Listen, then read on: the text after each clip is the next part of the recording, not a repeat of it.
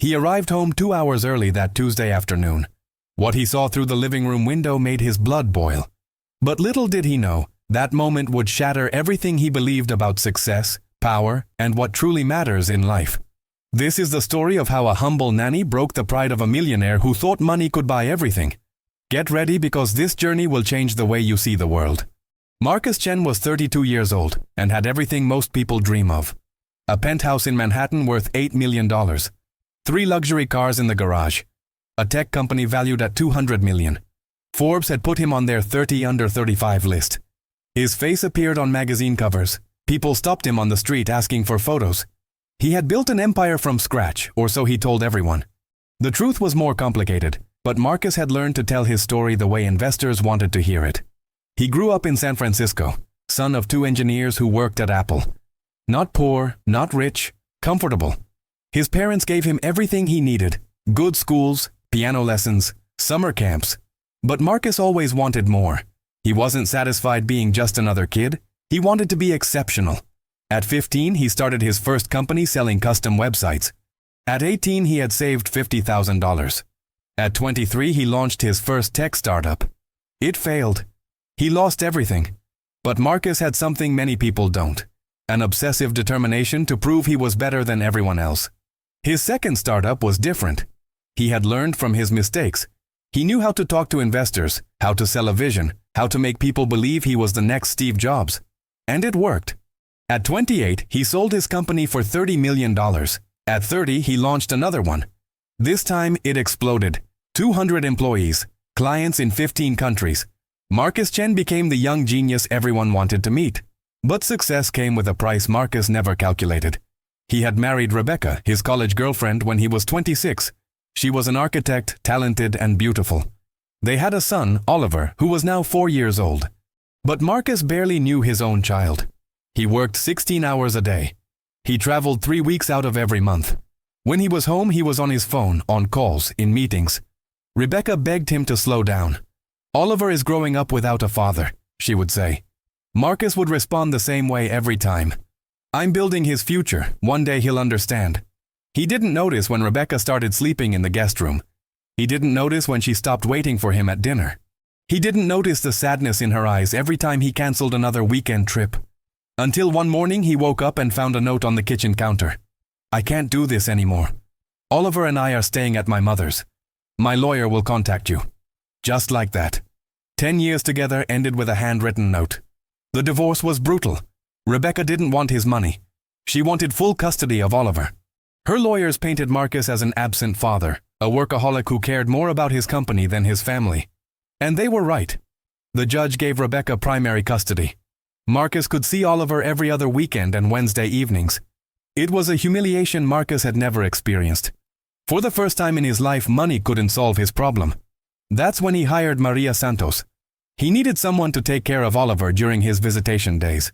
Rebecca suggested several nannies, expensive professionals with credentials from prestigious agencies. But Marcus, in a rare moment of practicality, chose Maria. She was 52, from a small town in Honduras, had raised 4 children of her own, and her references were impeccable.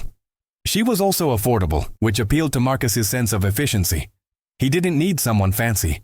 He needed someone to keep Oliver alive while he finished his work calls. Maria started 3 months ago. She was quiet, respectful, always on time. She never complained. She did exactly what Marcus asked.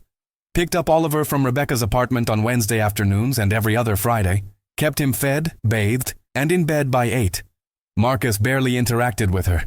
He would come home late, Oliver already asleep. He would leave early before Oliver woke up. Maria was just another employee, another person on his payroll, another expense on his monthly budget. But this Tuesday was different. Marcus had a meeting in Boston that was supposed to last all day. It was canceled at the last minute. Instead of calling the office, he decided to go home. Maybe catch up on some emails in peace. Maybe take a nap. He arrived at 3 in the afternoon. He put his key in the door quietly. He could hear voices inside. Oliver's laugh.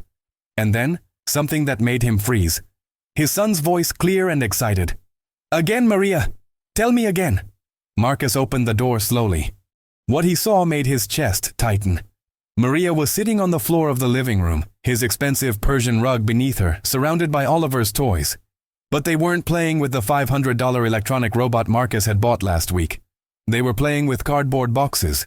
Boxes Maria had apparently turned into a castle. Oliver was wearing a cape made from an old towel. He had a crown made of paper on his head. Maria was reading from a notebook, telling him a story. A story she seemed to be making up on the spot. And then, Maria said in her accented English, her voice full of warmth, the little prince realized something very important. He realized that the greatest treasure wasn't in the castle. It wasn't gold or jewels. The greatest treasure was here. She pointed to Oliver's chest. In his heart.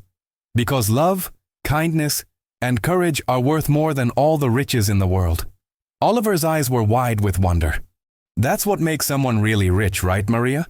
That's right, mi amor. That's what makes someone truly rich. Marcus felt something strange. Anger, yes. But also something else. Something he hadn't felt in years. It felt like shame. He stood there, frozen, watching this woman who he paid $15 an hour teach his son lessons Marcus had forgotten existed. Or maybe lessons he had never learned at all. Marcus cleared his throat. Both Maria and Oliver jumped. Oliver's face lit up instantly. Daddy, you're home early. He ran toward Marcus, arms open. Marcus caught him, lifted him up, but his eyes were fixed on Maria. She had stood up quickly, smoothing her simple dress, her expression suddenly worried. Mr. Chen, she said softly, I didn't expect you. I'm sorry about the mess. I'll clean it right away. The mess. Marcus looked around. The living room, usually pristine and organized like a museum, looked like an explosion of creativity. Drawings taped to the walls, colored pencils scattered on the coffee table, the cardboard castle taking up half the room, and in the corner he noticed something else. A small garden. Actual plants, growing in plastic containers. Oliver squirmed out of his arms and ran to them. Look, Daddy, Maria is teaching me how to grow tomatoes. See? These are the seeds we planted last week. And these, he pointed to small green shoots. These are starting to grow. Maria says we have to be patient and take care of them every day, just like people. Marcus felt his jaw tighten. Maria, can I speak with you? In the kitchen. Now. Oliver's smile faded. He looked at Maria with worried eyes. Maria touched his head gently. It's okay, cariño. Keep watering the plants. I'll be right back. In the kitchen, Marcos closed the door. He crossed his arms. His voice was cold, controlled. What exactly do you think you're doing? Maria looked confused. I'm sorry, Mr. Chen. What do you mean? The mess. The cardboard boxes. What are you teaching my son? That we're poor? That we can't afford real toys? Maria's expression didn't change. She simply looked at him with those calm, dark eyes. Oliver has many toys, Mr. Chen. Beautiful, expensive toys. But he doesn't play with them. He plays with boxes and paper because he can create with them. He can imagine. Expensive toys already do everything. They don't leave room for imagination. I don't pay you to philosophize, Marco snapped. I pay you to take care of my son, not to fill his head with nonsense about cardboard castles and treasures in hearts. You pay me to care for Oliver, Maria said quietly. And that's what I'm doing. I'm caring for his heart, his mind, his soul. Not just his body. Marcus felt his anger rising. Who did this woman think she was? Let me be clear. I want the mess cleaned up. I want those boxes thrown away. I want you to follow my rules. Oliver has a schedule. Educational apps on the iPad at 4, dinner at 6, bath at 7, bed at 8. That's what I pay you for. Not for cardboard castles and folk wisdom. Maria was quiet for a long moment. Then she asked very gently, Mr. Chen, when was the last time you played with Oliver? The question hit him like a slap. Excuse me? When was the last time you sat on the floor and played with your son? When was the last time you asked him about his day, about his dreams, about what makes him happy or sad? Marcus felt his face getting hot. That's none of your business. You're the help. Know your place. My place, Maria said, and for the first time her voice had an edge to it, is beside a child who needs love and attention. Oliver is a beautiful, smart, loving boy. But he's lonely, Mr. Chen. He misses his mother. He barely sees his father. I'm not trying to replace anyone. I'm just trying to make sure he knows he's loved. He knows he's loved. I provide everything for him. This apartment costs $40,000 a month. His private preschool costs $30,000 a year. He has everything a child could want. Except you, Maria said simply. He has everything except you. The silence that followed was deafening. Marcus wanted to fire her right there. He wanted to throw her out and never see her again. But something stopped him. Maybe it was the way she looked at him. Not with fear or anger, with something worse. Pity. "Clean up the mess," he said finally. "We'll discuss this later." He walked out of the kitchen. Oliver was still in the living room, watering his little plants, humming to himself. Marcus stood there, watching his son. Really watching him. Oliver looked so much like Rebecca. Same brown eyes, same gentle smile. When had his son gotten so big? When had his baby turned into this little person with thoughts and feelings and dreams? "Daddy?" Oliver looked up at him. "Are you mad at Maria?" Marcus forced a smile. "No, buddy. Everything's fine." "Good. Because Maria is nice. She makes me laugh. And she says you work very hard because you love me. Is that true?" The question was so innocent, so trusting. Marcus felt something crack inside his chest. "Yes," he managed to say. "That's true." "Then you must love me a lot," Oliver said seriously, "because you work all the time." Marcus couldn't speak. He just nodded. Oliver went back to his plants. Marcus went to his home office and closed the door. He sat at his desk, staring at nothing. His son thought love meant absence. His son thought working meant caring. What had he done? That night after Oliver was in bed, Marcus found Maria cleaning the kitchen. He had been thinking all evening, thinking about what she said, thinking about the divorce, thinking about the last time he actually spent time with Oliver. He couldn't remember. He literally could not remember the last time he played with his own son. "Maria," he said from the doorway. She turned, her expression cautious. "Yes, Mr. Chen?" "The plants, the cardboard castle. Where did you learn that? To do that with kids?" Maria smiled softly. "I raised 4 children in Honduras, Mr. Chen. We didn't have money for expensive toys, so we made our own. We used our imagination, we told stories, we played in the dirt and made gardens. My children are adults now. They all have jobs, families, and you know what they tell me? They don't remember the things I bought them. They remember the time I spent with them. They remember the stories, the laughter, the moments." Marcus leaned against the doorframe. He suddenly felt exhausted. "My son thinks I love him because I work all the time." "Children understand what we teach them," Maria said gently. "If we teach them that love is money, that's what they'll believe. If we teach them that love is time, presence, attention, that's what they'll know." "I don't know how to do that," Marcus admitted, and the words felt like pulling teeth. "I don't know how to be the kind of father who sits on the floor and plays with cardboard boxes. That's not who I am." "Then who are you?" Maria asked. It was such a simple question, but Marcus realized he didn't have an answer. Who was he beyond his company? Beyond his money? Beyond his success? He was Marcus Chen, CEO, millionaire, Forbes list maker. But who was Marcus Chen? The person? The father? The man? The next morning, Marcus woke up early as always. But instead of immediately checking his phone, he lay in bed thinking. He thought about his own childhood. His parents had been present, attentive. They came to his soccer games. They helped with homework. They had family dinners every night. When had he decided that wasn't important? When had he decided that success meant sacrifice, and the first thing to sacrifice was family? He got up and walked to Oliver's room. It was 6 in the morning. Oliver was still asleep, his small body curled up under dinosaur blankets. Marcus sat on the edge of the bed and just watched him. His son. This little person he had created. This little person he barely knew. Oliver stirred and opened his eyes. When he saw Marcus, he looked surprised. "Daddy? Why are you here?" "I wanted to see you before work," Marcus said. The words felt awkward in his mouth. Oliver smiled, that beautiful, trusting smile. "Okay. Do you want to see my drawing? I made it yesterday with Maria." "Sure, buddy. Show me." Oliver jumped out of bed and ran to his desk. He came back with a piece of paper. It was a crayon drawing of 3 people. A small figure in the middle, holding hands with 2 taller figures. Above them, a big yellow sun and the words "My Family" written in wobbly letters. "This is me," Oliver pointed to the small figure. "And this is Mommy. And this is Maria." Marcus stared at the drawing. Maria. Not him. Maria was in the family picture. He wasn't. "Where am I?" he asked, his voice tight. Oliver looked at the drawing, then at Marcus, confused. "I don't know. You're at work." Each word was like a knife. Marcus forced himself to smile. "Right. Of course." He went to work that day but couldn't concentrate. He kept seeing that drawing. He kept hearing Oliver's innocent voice. "You're at work." At 11 he cancelled his afternoon meetings. His assistant looked shocked. Marcus Chen never cancelled meetings. But he did that day. He drove back to his apartment. Maria was reading to Oliver when he walked in. They both looked up, surprised again. "Mr. Chen," Maria said. "Is everything all right?" "I'm taking the afternoon off," Marcus said.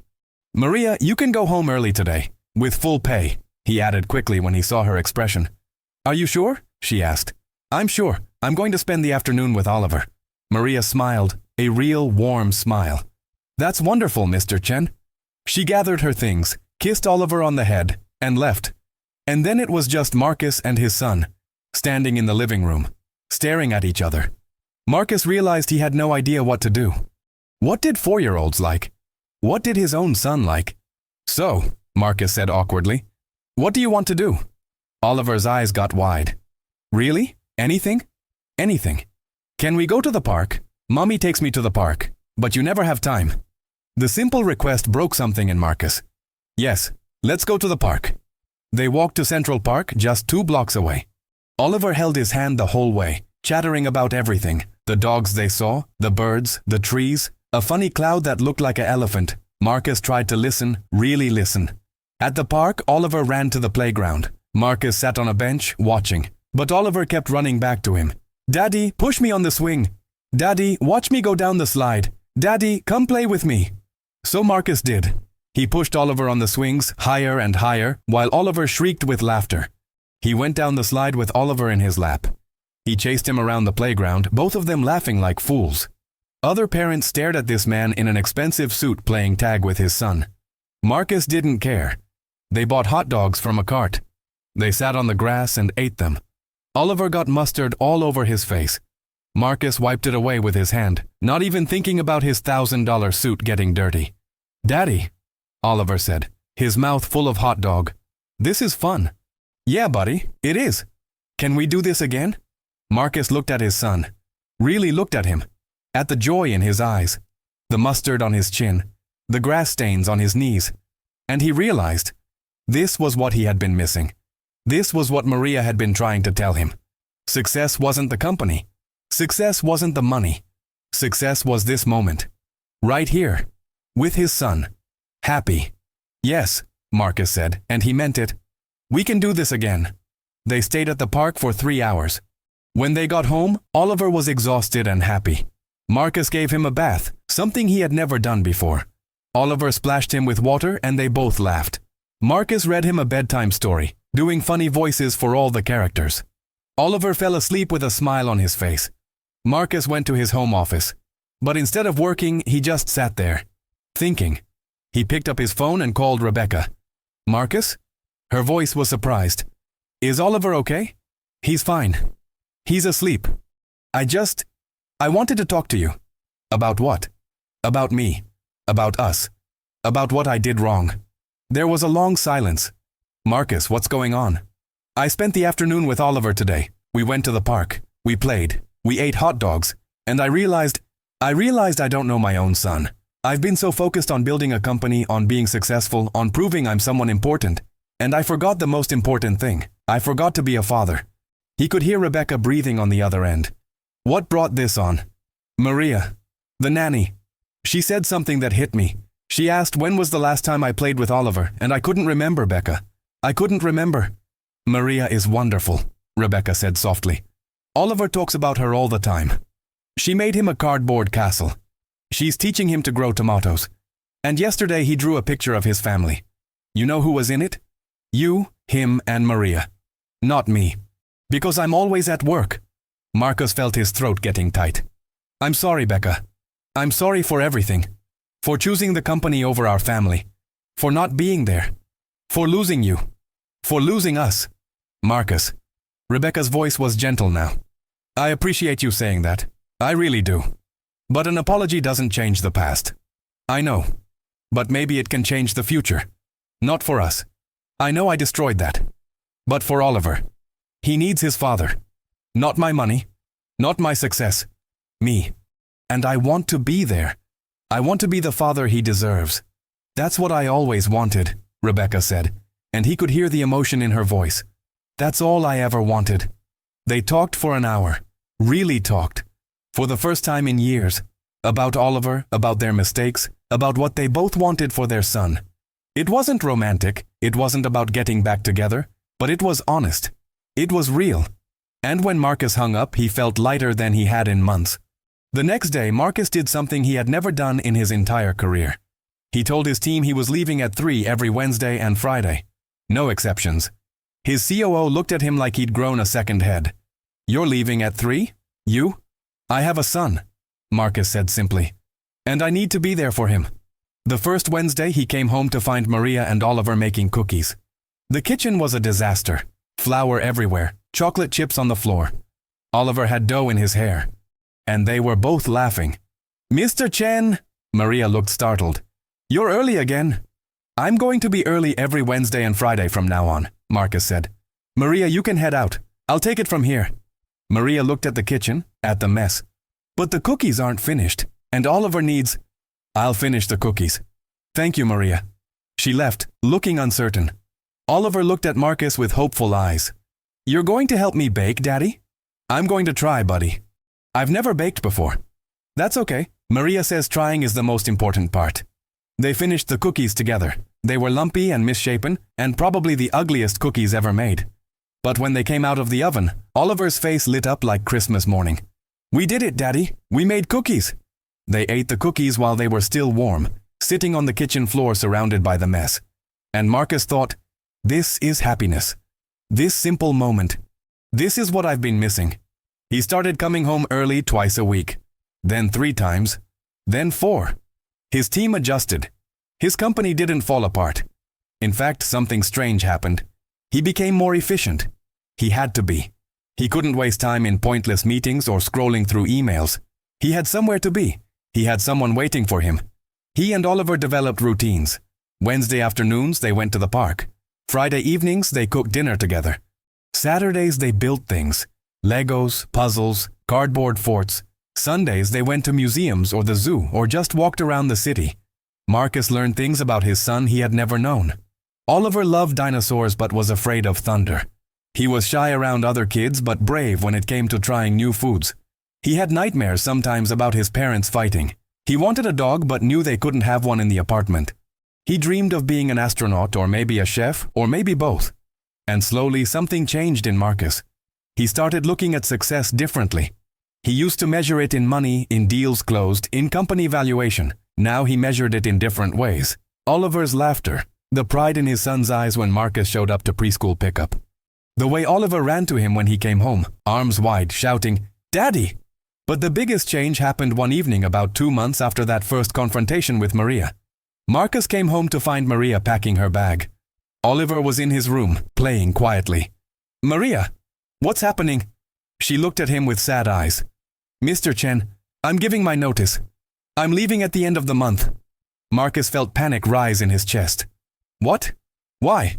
Did I do something wrong?" "No," she said softly. "You did everything right. That's why I'm leaving." "I don't understand." Maria sat down on the couch. She gestured for Marcus to sit too. "When I started working for you 3 months ago, Oliver was a sad little boy. He had beautiful toys and a beautiful home, but he was lonely. He needed love. He needed attention. I gave him that because no one else was." Marcus nodded, feeling ashamed. "I know. And I'm grateful. But now," Maria continued, "he has what he needs. He has you. These past 2 months, I've watched you transform into the father Oliver always needed.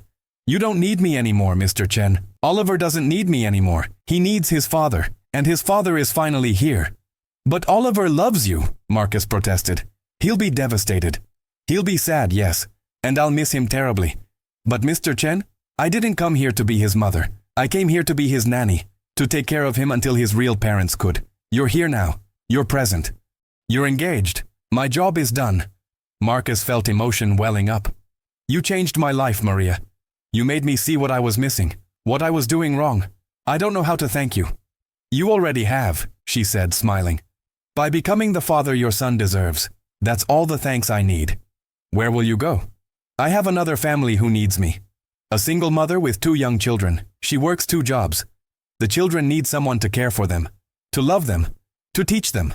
That's what I do, Mr. Chen. I go where I'm needed, and right now, you don't need me anymore. Marcus realized she was right. He had been relying on Maria not just to care for Oliver, but to provide the love Marcus himself should have been giving. But he was different now. He could do this.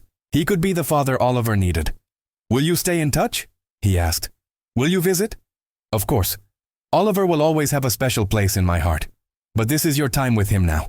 Don't waste it, they told Oliver that evening. He cried, as expected. He clung to Maria and begged her to stay. But Maria, with infinite patience and love, explained that she had to help other children who needed her. She promised to visit. She promised to call. She promised Oliver that just because she was leaving didn't mean she didn't love him. But why do you have to go? Oliver sobbed. Because, mi amor, Maria said gently, wiping his tears, you have your daddy now. And your daddy loves you so much. He's learned how to be here for you, and that's the greatest gift I could give you. Oliver looked at Marcus with wet eyes. You'll still be here, Daddy? You won't go back to working all the time? Marcus knelt down and pulled his son into a tight hug.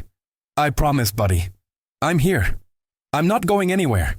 Maria's last day was a Friday. Marcus gave her a generous bonus, but she tried to refuse it. You paid me fairly, Mr. Chen. That's enough. Please, Marcus insisted. You gave me back my son. You taught me what matters. This is the least I can do.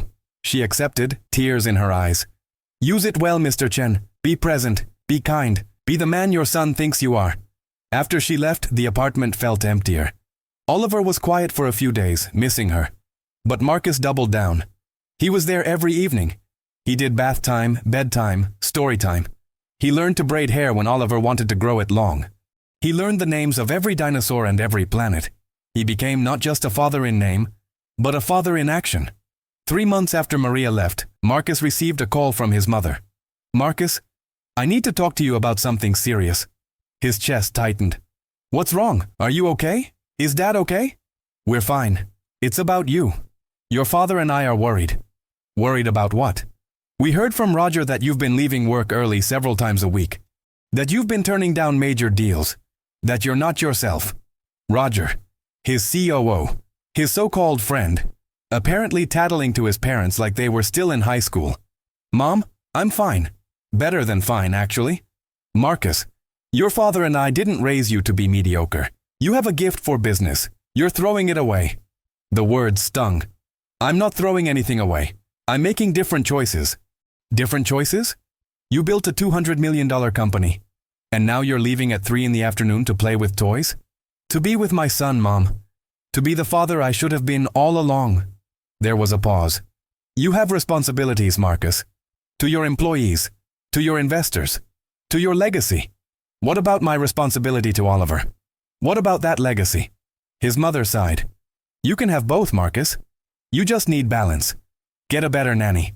Get 2 nannies. But don't sacrifice your career for what, Mom? For my son. That's exactly what I'm doing. And I'm not sacrificing my career. The company is doing fine. Revenue is up 12% this quarter. But you could be doing more. I could be miserable and alone like I was 6 months ago. I could be divorced and estranged from my son. Is that what you want? Of course not. We just want you to reach your full potential. Marcus felt old anger rising. My full potential as what? As a CEO? As a millionaire? What about my full potential as a father? As a person? Marcus, you're being dramatic. No, Mom. For the first time in my life, I'm being real. I spent 32 years trying to prove I was special, trying to be exceptional, trying to make you and Dad proud. And you know what I learned? The only person whose pride matters is my son's. And the only thing that makes me special is being there for him. He hung up before his mother could respond. His hands were shaking, but he also felt liberated. For years he had been chasing his parents' approval, society's definition of success, other people's expectations. He was done. That weekend, something happened that changed everything again. Marcus and Oliver were at the park playing soccer, when Oliver tripped and scraped his knee. It wasn't bad, just a small cut. But Oliver started crying. Not from pain. From frustration. I'm no good at soccer, Oliver sobbed. I'm no good at anything. Marcus's heart broke. He knelt down and held his son.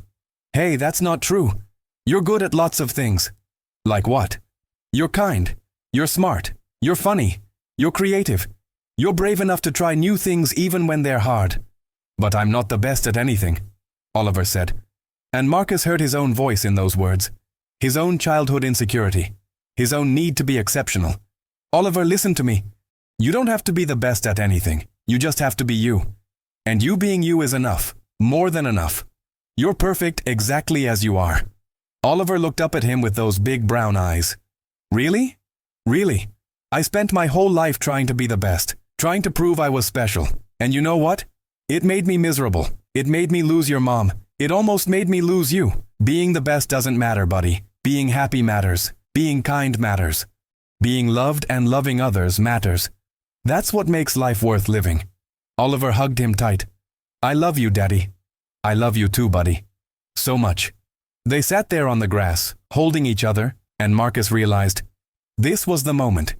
This was what Maria had been trying to teach him. Success wasn't about being the best. It was about being present, being real, being human. That night, after putting Oliver to bed, Marcus made a decision. He called an emergency board meeting for Monday morning. His board of directors sat around the conference table, looking confused and concerned. Marcus stood at the head of the table, calm and certain. I'm stepping down as CEO, he announced. The room exploded. Everyone talked at once. His CFO looked panicked. His COO looked triumphant. His investors looked furious. Let me explain, Marcus said, raising his hand. I'm not leaving the company. I'm transitioning to chairman of the board. I'll still be involved in major strategic decisions. But I can't be CEO anymore. I can't work 16-hour days anymore. I have a son who needs me, and I need him. This is insane, one investor said. You're at the top of your game. You're turning this company into a unicorn. And Roger can continue that work, Marcus said, nodding to his COO. He's been ready for this role for 2 years. He knows the business as well as I do. Better, in some areas. He'll be an excellent CEO. Roger looked shocked.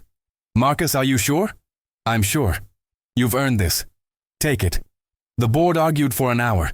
They threatened to vote him out entirely. They called him irresponsible, reckless, foolish. But Marcus didn't budge.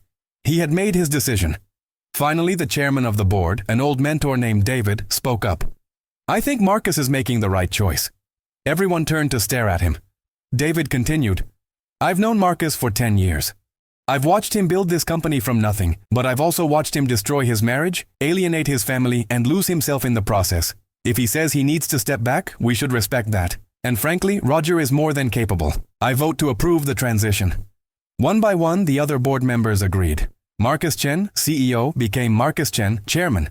He would work 3 days a week, no more than 6 hours a day. He would focus on big picture strategy and let Roger handle operations. It was terrifying. It was liberating. It was right.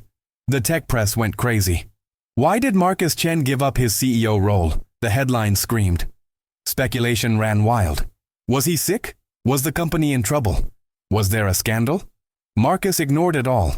He had learned something important. Other people's opinions didn't matter. The only opinions that mattered were his son's and his own. 6 months after stepping down as CEO, Marcus's life looked completely different. He woke up at 6:30, made breakfast with Oliver, walked him to preschool. He worked from 9 to 3 at his home office. Then he picked up Oliver and they spent the rest of the day together. Homework, park time, dinner, bath, stories, bed. Simple routines, simple joys. And Marcus had never been happier. The company thrived under Roger's leadership. Revenue hit $300 million. They expanded to 5 new countries.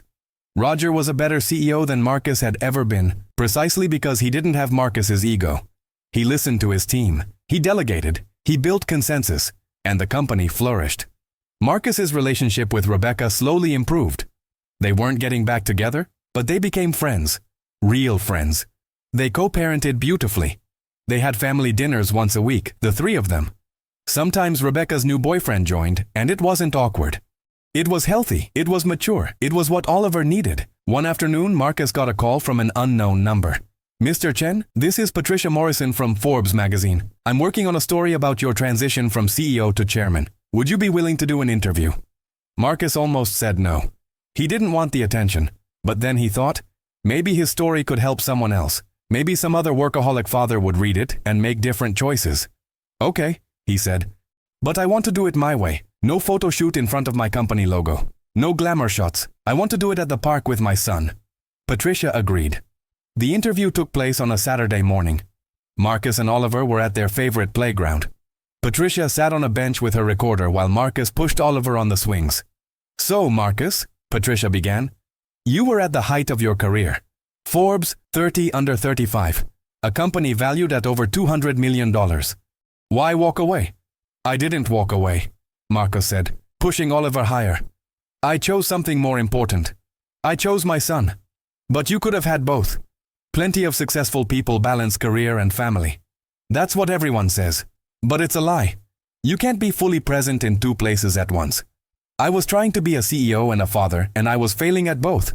So I made a choice. I chose to be a great father over being a great CEO. Do you regret it?" Marcus looked at Oliver, laughing and flying through the air. "Not for a second." "What changed? What made you realize you needed to make this choice?" Marcus smiled. "A 52-year-old woman from Honduras who made $15 an hour and taught me more about success than any business school ever did."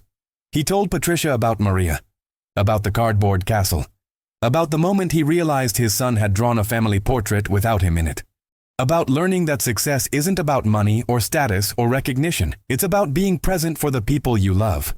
"Where is Maria now?" Patricia asked. "I'm not sure," Marcus admitted. "We lost touch after she left. She moved on to help another family. That's what she does. She goes where she's needed. Would you like to find her? To thank her?" Marcus thought about it. "I would. I'd like her to see who I've become. I'd like her to see that her lesson took root." Patricia smiled. "What if I could help with that?" 2 weeks later, the Forbes article came out. The headline read, "The CEO Who Chose His Son, Marcus Chen's Radical Definition of Success." It went viral immediately. Millions of views. Thousands of comments. Some people called Marcus a hero. Others called him a fool. Some said he was weak for giving up his CEO position. Others said he was brave. But the response that mattered came 3 days after the article published. Marcus was making dinner with Oliver when his phone rang. Unknown number again. "Hello? Mr. Chen? This is Maria Santos." Marcus nearly dropped the phone. "Maria? Is it really you?" "Yes, it's me. I read the article. I saw what you said about me. Mr. Chen, I'm crying. I'm so proud of you." "Where are you? Are you okay?"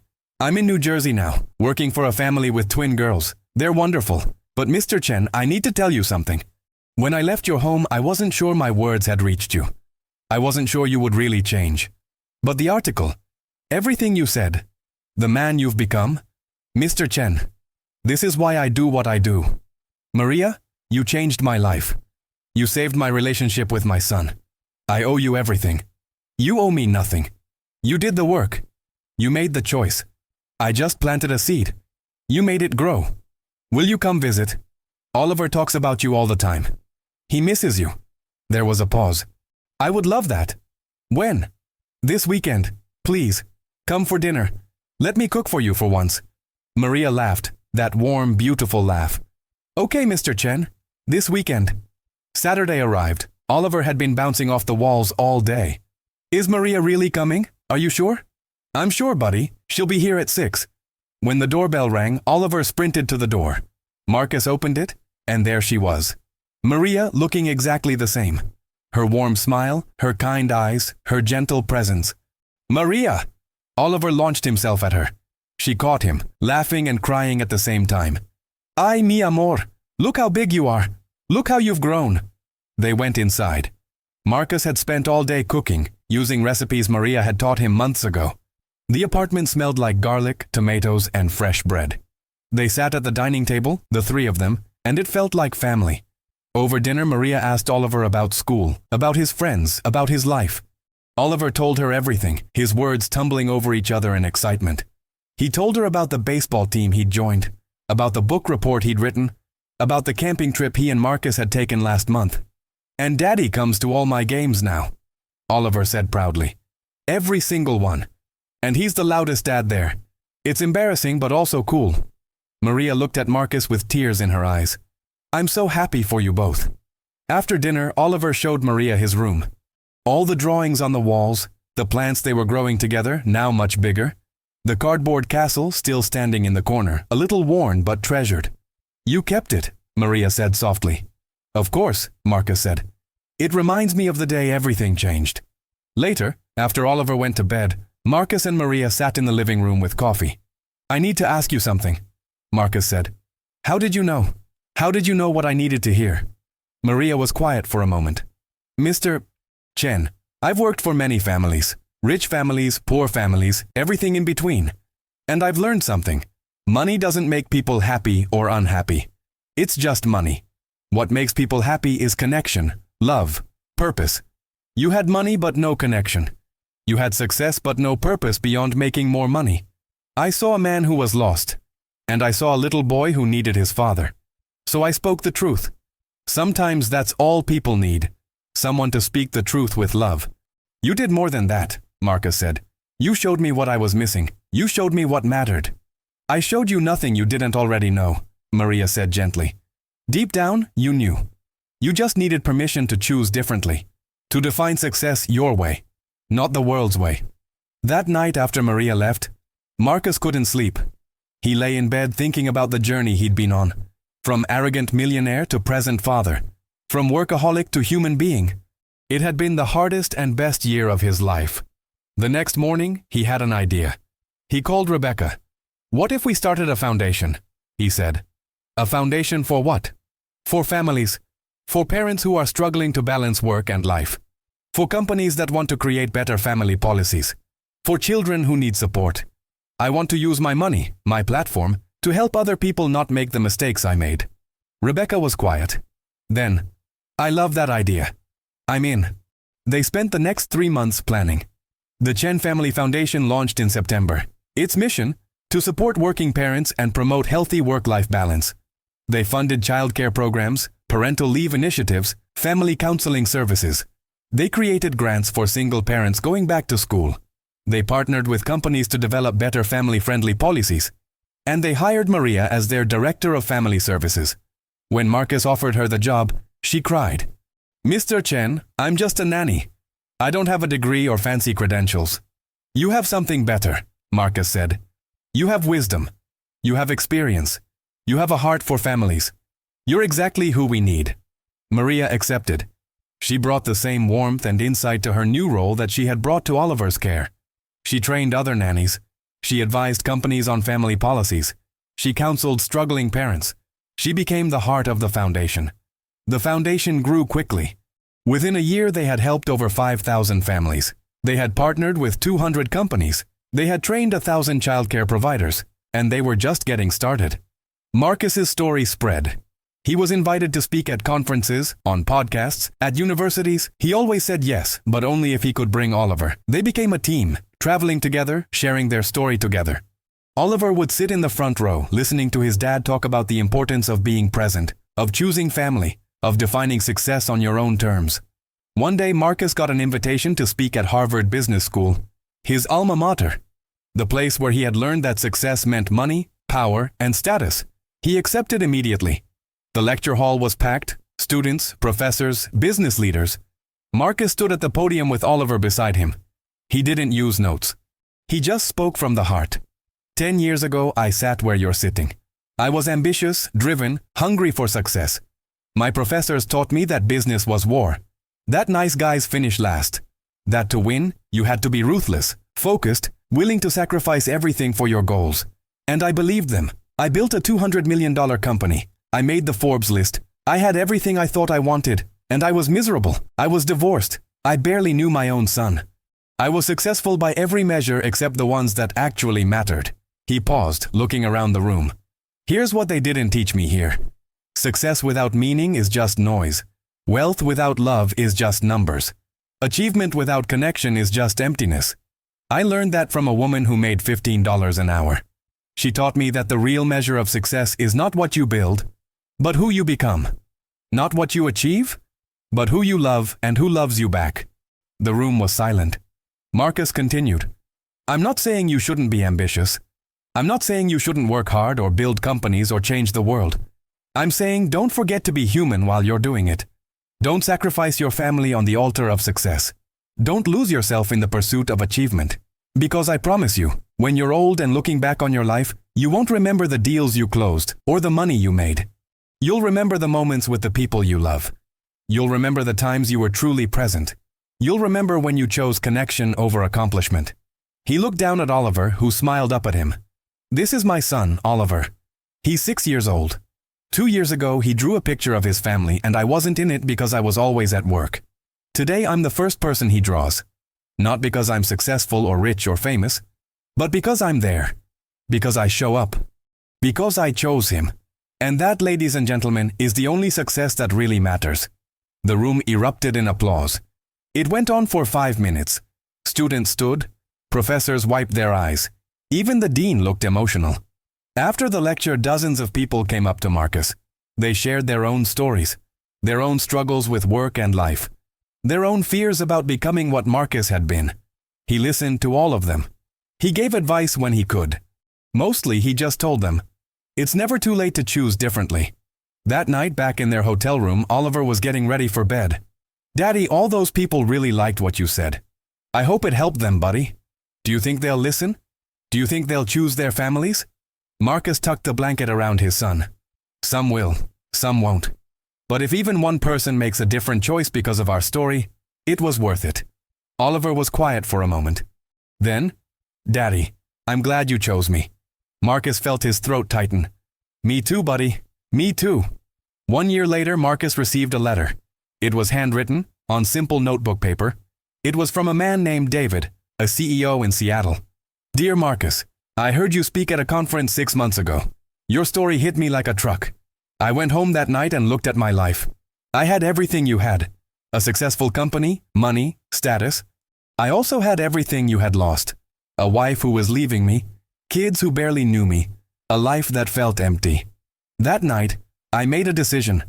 I stepped down as CEO. I took a year off work completely. I spent every day with my wife and kids. We went to therapy. We rebuilt our marriage. We got to know each other again. My kids stopped being strangers. Last week, my daughter said to me, 'Dad, I'm so glad you're here now.' Those 6 words made everything worth it. I'm writing to say thank you. You saved my family. You changed my life. I will never forget what you taught me. That true success is measured in love, not dollars." Marcus read the letter 3 times. Then he called Maria. "I just got a letter from someone whose life changed because of our story." "That's wonderful, Mr. Chen. It made me realize something. We're doing good work with the foundation. But I want to do more. I want to reach more people. I want to write a book. A book about what? About everything. About my journey from arrogant CEO to present father. About you and what you taught me. About Oliver and how he saved me without even knowing it. About redefining success. About choosing what matters. Will you help me write it?" Maria laughed. "Mr. Chen, I'm not a writer. Neither am I. But we have a story that needs to be told. Will you help me?" "Of course. Always." They spent the next year writing. It was hard work, reliving those painful memories. The divorce. The moment Oliver drew that picture without him. The shame Marcus felt when Maria confronted him. But it was also beautiful, remembering the transformation. The first afternoon at the park. The cookies they baked together. The moment everything changed. The book was published 18 months later. It was called The $15 Lesson. What a Humble Nanny Taught a Millionaire About Success. It became a bestseller immediately. #1 on the New York Times list for 12 weeks. It was translated into 30 languages. Millions of copies sold worldwide. But more than the sales, it was the responses that mattered. Marcus and Maria received thousands of letters, emails, messages from fathers who quit their CEO jobs, from mothers who turned down promotions to spend more time with their kids, from adult children who reconnected with their parents, from people who realized that success wasn't what society told them it was, but what their hearts knew it should be. One letter stood out. It was from a young man named Tom, 25 years old, working at a tech startup. "Dear Marcus and Maria, I just read your book and I'm writing this through tears. I'm 25 and I've been working 80-hour weeks thinking I was building my future. But yesterday my girlfriend left me. She said I was never there, that I chose work over her, over us. Your book made me realize I'm becoming exactly what you were, and I don't want that. Tomorrow I'm quitting. I'm going to travel. I'm going to figure out who I am beyond my job. I'm going to learn what really matters before it's too late. Thank you for showing me there's a different way." Marcus showed the letter to Oliver, now 8 years old. "What do you think, buddy?" Oliver read it carefully. "I think he's smart. I'm glad he's not making your mistake. My mistake. Marcus repeated, smiling. You're right. It was my mistake. But I'm grateful for it now, because it led me here. To this life. To you. Do you ever miss it? Oliver asked. Being CEO? Having all that power? Marcus thought about it honestly. Sometimes I miss the thrill of closing a big deal, the excitement of building something from nothing. But then I think about what I would have to give up to have that back. And it's not worth it. Nothing is worth missing your childhood, Oliver. Nothing. On Oliver's 9th birthday, Marcus threw a party. Not at some expensive venue with hired entertainers. At their apartment with Oliver's friends from school, homemade cake, and simple games. Maria was there, of course. Rebecca and her husband came. Marcus's parents came too. His mother pulled him aside. Marcus, I owe you an apology. He looked at her, surprised. For what? For telling you that you were making a mistake when you stepped down as CEO. For valuing your career success over your happiness. Your father and I pushed you so hard to be exceptional that we forgot to teach you to be human. I'm sorry. Marcus hugged her. It's okay, Mom. I don't blame you. You did what you thought was right. You've become a better man than I ever imagined, she said, tears in her eyes. Not because of your money or your company, but because of who you are with Oliver. Because of the life you've built. I'm proud of you, son. Really proud. That night, after everyone left and Oliver was asleep, Marcus sat on the balcony looking at the city lights. He thought about the journey he'd been on. From arrogant millionaire who thought money was everything, to a man who understood that love was the only currency that mattered. He thought about Maria, who had changed his life with simple truth and cardboard castles. He thought about Oliver, who had saved him without even trying. He thought about Rebecca, who had loved him enough to leave when staying would have destroyed them both.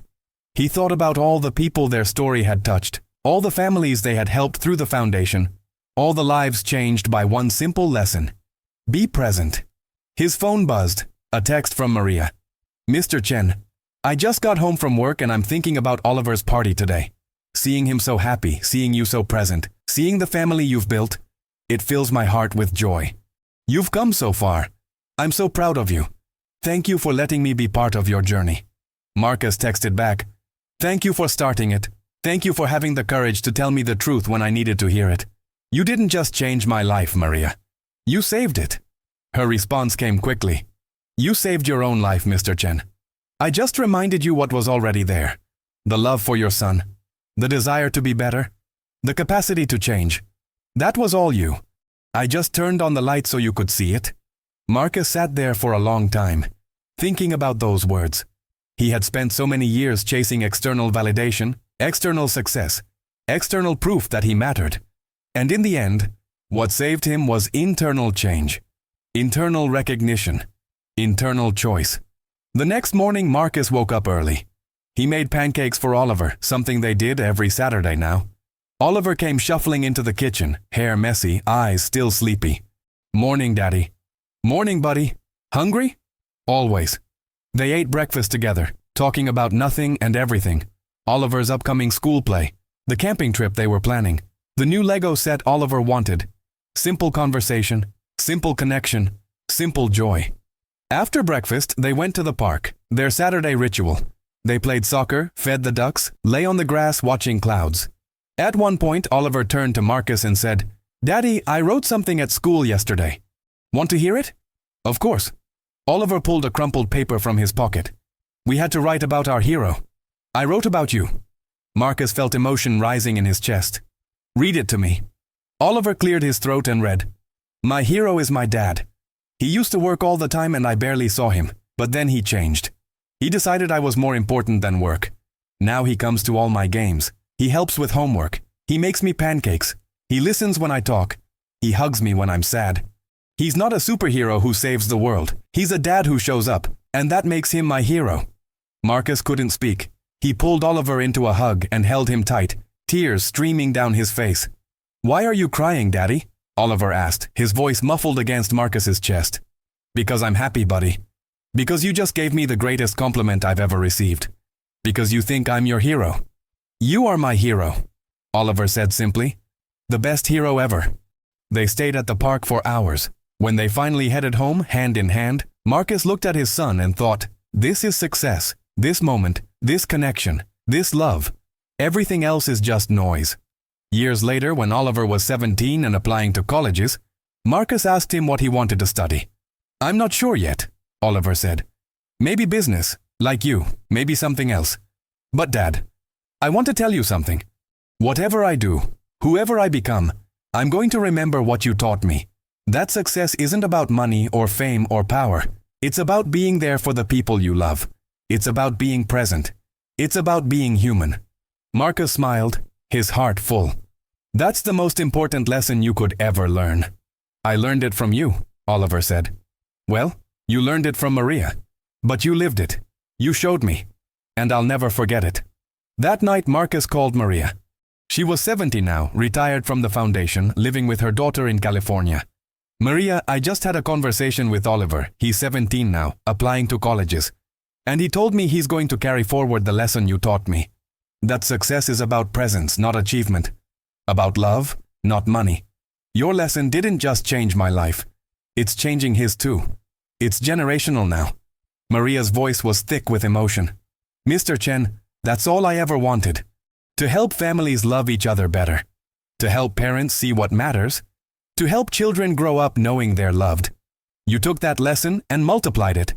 Through Oliver, through your foundation, through your book, through every life you've touched. I'm just an old woman who used to make cardboard castles. But you've built something real. Something that lasts. We built it together," Marcus said. "You, me, Oliver, Rebecca, everyone whose life we touched. It's all connected. It all started with you having the courage to tell an arrogant millionaire that he was failing at the most important job in the world. Being a father. And you had the courage to listen," Maria said softly. "That's the real miracle, Mr. Chen. Not that I spoke, but that you heard." Marcus hung up and sat in the quiet of his apartment. Oliver was out with friends. The place was empty, but it didn't feel lonely. It felt peaceful. He thought about the man he used to be. The man who measured success in dollars and deals. The man who was too busy to play with his son. The man who lost everything because he didn't know what he had. And he thought about the man he had become. Not perfect, still learning, still growing, but present, engaged, human. A man who knew that the greatest wealth wasn't in his bank account, but in the love of his son. A man who understood that true success was measured not in what you achieve, but in who you become. The lesson Maria taught him with cardboard boxes and simple truth had changed everything. It had saved his relationship with his son. It had given his life meaning. It had helped thousands of other families find their way back to each other. And it all started with one simple question. "Mr. Chen, when was the last time you played with Oliver?" That question had shattered his illusions and rebuilt his life. And for that, he would be forever grateful. He was no longer Marcus Chen, the millionaire CEO. He was Marcus Chen, Oliver's dad. And that was the greatest title he would ever hold. The end.